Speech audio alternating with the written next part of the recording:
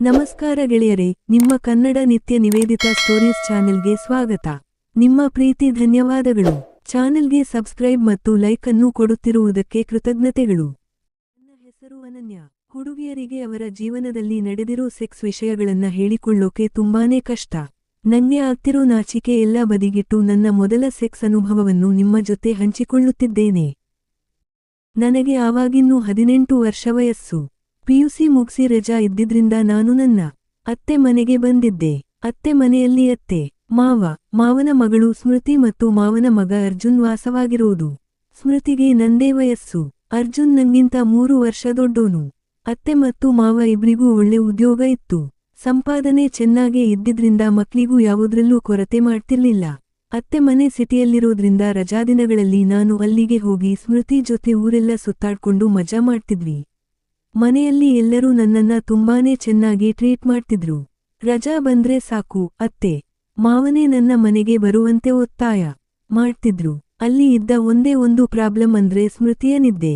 ಅವಳು ಒಂದ್ಸರಿ ನಿದ್ದೆ ಹೋದ್ರೆ ಅವಳ ಪಕ್ಕದಲ್ಲಿ ಬ್ಲಾಸ್ಟ್ ಆದ್ರೂ ಎಚ್ಚರ ಆಗಲ್ಲ ಅವಳಿಗೆ. ಅಂತ ಪುಣ್ಯಾತಿಗಿತ್ತಿ ಅವಳು. ಎಂದಿನಂತೆ ಅವತ್ತು ಕೂಡ ಅತ್ತೆ ಮಾವ ಕೆಲ್ಸಕ್ಕೆ ಹೋಗಿದ್ರು. ನಾನು ಮತ್ತು ಸ್ಮೃತಿ ಸಿಟಿ ಕಡೆ ಹೋಗಿ ಒಂದಷ್ಟು ಶಾಪಿಂಗ್ ಎಲ್ಲ ಮುಗಿಸ್ಕೊಂಡು ಬರುವಷ್ಟರಲ್ಲಿ ಮಧ್ಯಾಹ್ನ 3 ಗಂಟೆ ಆಗಿತ್ತು. ಮನೆಗೆ ಬಂದಾಗ ಅರ್ಜುನ್ ಅಲ್ಲೇ ಇದ್ದ. ಏನೇನ್ ಶಾಪಿಂಗ್ ಮಾಡಿದ್ವಿ, ಎಲ್ಲೆಲ್ಲಿ ಸುತ್ತಾಡಿದ್ವಿ ಅಂತೆಲ್ಲ ಅವನಿಗೆ ವರದಿ ಒಪ್ಸಿ ನಾವಿಬ್ರು ಹೋಗಿ ಡ್ರೆಸ್ ಚೇಂಜ್ ಮಾಡ್ಕೊಂಡು ಬೆಡ್ ಮೇಲೆ ಬಿದ್ಕೊಂಡ್ವಿ.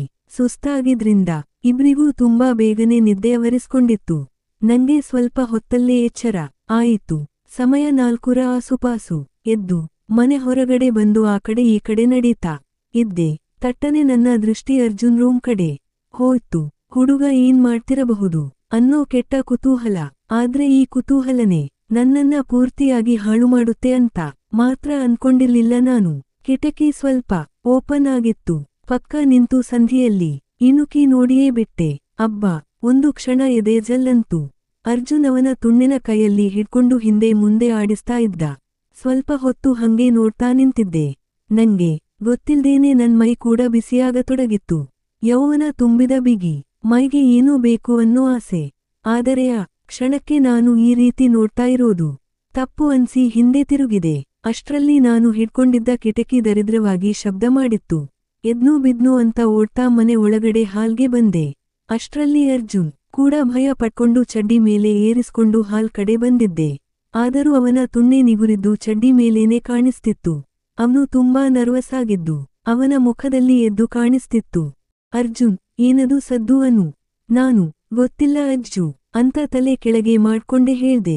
ನನ್ನ ಈ ವ್ಯವಹಾರ ನೋಡಿ ಅವನಿಗೆ ಏನು ಡೌಟ್ ಬಂತು ನನ್ಮೇಲೆ ಅನ್ಸುತ್ತೆ. ಅರ್ಜುನ್, ಏ ಕಳ್ಳಿ, ನೀನೇ ಏನು ಮಾಡಿರ್ಬೇಕು ಕುತಂತ್ರ. ನಾನು ಕುತಂತ್ರ ನಂದಲ್ಲ, ನಿಂದು. ನೋಡಿದ್ನಲ್ಲ. ಅರ್ಜುನ್, ಏನ್ ನೋಡ್ದೆ ನೀನು ಅಂದ ಭಯದಿಂದ ತಡವರಿಸ್ತಾ. ನಾನು ಹೂ ಅಂತ ಹೇಳಿ ನಾಚಿಕೆಯಿಂದ ನಮ್ ಬೆಡ್ ರೂಮ್ ಕಡೆ ಓಡಿದೆ. ಸ್ಮೃತಿ ಗಾಢನಿದ್ದೆಯಲ್ಲಿದ್ಲು. 1-2 ನಿಮಿಷದ ನಂತರ ಅರ್ಜುನ್ ಏನ್ ಮಾಡ್ತಿರಬಹುದು ಇವಾಗ ಅನ್ಸಿ ಹಾಲ್ ಕಡೆ ಬಂದೆ. ಅವನು ಅಲ್ಲಿಂದ ಅವನ ರೂಮ್ಗೆ ಹೋಗಿದ್ದ. ಮೆತ್ತಗೆ ಆ ಕಡೆ ಹೋದೆ. ಬಾಗಿಲು ತೆರೆದಿತ್ತು. ಮೆಲ್ಲಗೆ ಇಣುಕಿ ನೋಡ್ದೆ. ಥೂ, ನಾನ್ಯಾಕೆ ಹಿಂಗೆಲ್ಲ ಇಷ್ಟೊಂದು ಆಸಕ್ತಿ ತೋರಿಸ್ತಿದ್ದೀನಿ ಅನ್ಸಿದ್ರೂ ಕೂಡ ದೇಹಕ್ಕೆ ಏನೋ ಆಸೆ ಶುರುವಾಗಿತ್ತು. ಅರ್ಜುನ್ ಬೋರಲಾಗಿ ಬೆಡ್ ಮೇಲೆ ಬಿದ್ಕೊಂಡಿದ್ದ. ಮುಜುಗರ ಆಯಿತೇನೋ ಅನ್ಸಿ ರೂಮ್ ಒಳಗೆ ಹೋಗಿ ಮೆತ್ತಗೆ ಕರ್ದೆ ಅವನನ್ನ. ಅವನು ಎದ್ದು ನನ್ನ ಕಡೆ ಒಂಥರ ನೋಡ್ದ. ನನ್ನ ಸೊಂಟ ಬಳಸಿ ನನ್ನ ಅಂಡುಗಳನ್ನು ಹಿಚುಕುತ್ತಾವನು ನನ್ನ ತುಟಿಗೆ ಕಚ್ಚುತ್ತಾ ಚುಂಬಿಸುತ್ತಿದ್ದರೆ ನಂಗೆ ತಡೆಯೋಕೇನೇ ಆಗ್ತಿರ್ಲಿಲ್ಲ. ಹದಿಹರೆಯದ ಬಯಕೆ. ಯಾಕೋ ಎಲ್ಲಾನೂ ಬೇಕು ಅಂತ ಅನ್ಸೋಕೆ ಶುರು ಆಗಿತ್ತು. 5-6 ನಿಮಿಷ ಬಿಡದೇನೆ ಕಿಸ್ ಮಾಡ್ದ ಅವನು. ಅದಾದ್ಮೇಲೆ ನನ್ನನ್ನ ಬಿಟ್ಬಿಟ್ಟು ಸ್ವಲ್ಪ ಹಿಂದೆ ಹೋಗಿ ಬಾಗಿಲ ಕಡೆ ಇಣುಕಿ ನೋಡಿ. ಅರ್ಜುನ್, 18ರ ಕಟ್ಟುಮಸ್ತಾದ ನಿನ್ನಂತ ಬ್ಯೂಟಿಫುಲ್ ಫಿಗರ್ ಸಿಕ್ಕಿದ್ರೆ ಯಾವ ಗಂಡು ತಾನೇ ಹೋಗೋಕೆ ಬಿಡ್ತಾನೆ ಅನು ಅಂತ ನನ್ನ ಸಣ್ಣನೆ ಮೊಲೆಗಳನ್ನು ಹಿಡಿದೇ ಬಿಟ್ಟ.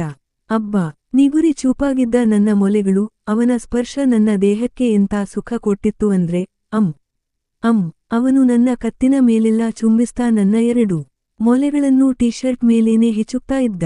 ಅಷ್ಟಕ್ಕೇನೆ ನನ್ ತೊಡೆಸಂಧಿ ತೇವವಾಗೋಕೆ ಶುರುವಾಗಿತ್ತು. ಕಾಚಾ ಒದ್ದೆ ಆಗಿ ಲೆಗ್ಗಿನ್ಸ್ ಕೂಡ ಒದ್ದೆ ಆಗೋ ಹಂತ ಬಂದಿತ್ತು. ಅವನು ಒಂದು ಕೈಯಿಂದ ಮೊಲೆ ಹಿಚುಕುತ್ತಾ ಇನ್ನೊಂದು ಕೈಯನ್ನು ಕೆಳಗೆ ತಂದು ಲೆಗ್ಗಿನ್ಸ್ ಮೇಲೆಯೇ ನನ್ನ ತುಲ್ಲನ್ನು ಉಜ್ತೊಡಗಿದ. ಮತ್ತೇರಿ ಅಂತ ನಂಗೆ ಗೊತ್ತಿಲ್ದೇನೆ ನನ್ ಬಾಯಿಂದ ಶಬ್ದ ಬರತೊಡಗಿತು. ಅವನು ಹಂಗೆ ಉಜ್ಜುತ್ತಾ ಇದ್ರೆ ನಂಗೆ ತಡ್ಕೊಳ್ಳೋಕೆ ಆಗದೆ ನನ್ ಸೊಂಟಾನ ಹಿಂದಕ್ಕೆ ಏಳ್ಕೊಂಡೆ.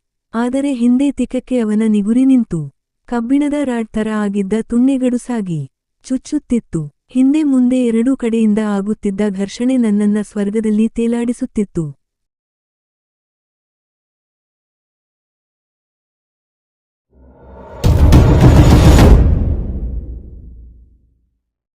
ನಮಸ್ಕಾರ ಗೆಳೆಯರೇ, ನಿಮ್ಮ ಕನ್ನಡ ನಿತ್ಯ ನಿವೇದಿತ ಸ್ಟೋರೀಸ್ ಚಾನೆಲ್ಗೆ ಸ್ವಾಗತ. ನಿಮ್ಮ ಪ್ರೀತಿ ಧನ್ಯವಾದಗಳು. ಚಾನೆಲ್ಗೆ ಸಬ್ಸ್ಕ್ರೈಬ್ ಮತ್ತು ಲೈಕ್ ಅನ್ನು ಕೊಡುತ್ತಿರುವುದಕ್ಕೆ ಕೃತಜ್ಞತೆಗಳು.